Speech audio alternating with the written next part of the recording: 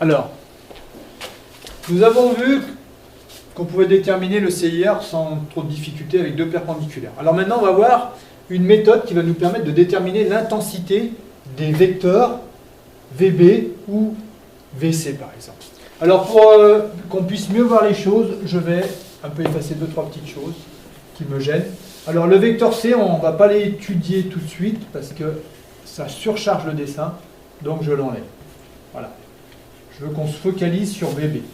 Mais la méthode est la même, hein, de toute façon. Alors regardez, là, on a la direction du vecteur vitesse VB. Mais on veut son intensité. Alors tout simplement, on va faire quelque chose. On va utiliser la méthode du triangle des vitesses. Alors pour ça, qu'est-ce qu'il faut que je fasse? Je viens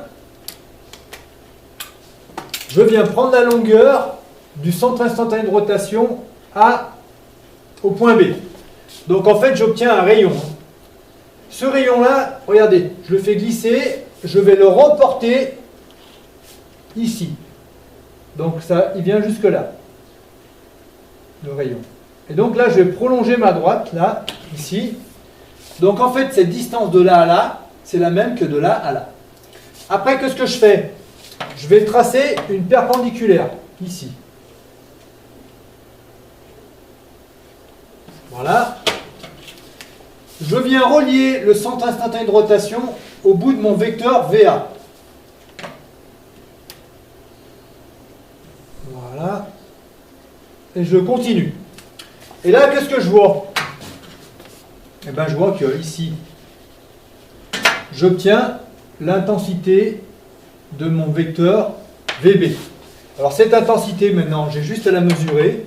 Donc, je mesure là, hop, c'est cette longueur-là. Et bien, je vais la reporter ici, là.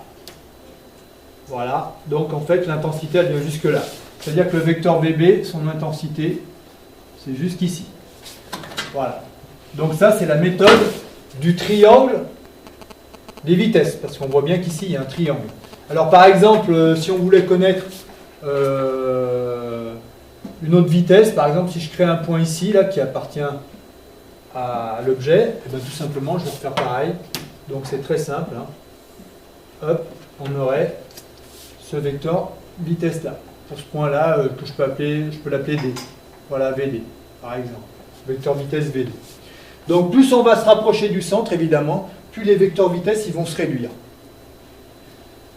D'ailleurs, au niveau du centre, il n'y a plus de vecteur vitesse linéaire.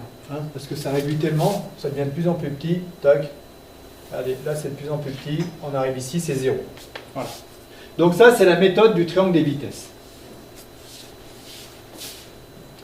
Triangle des vitesses.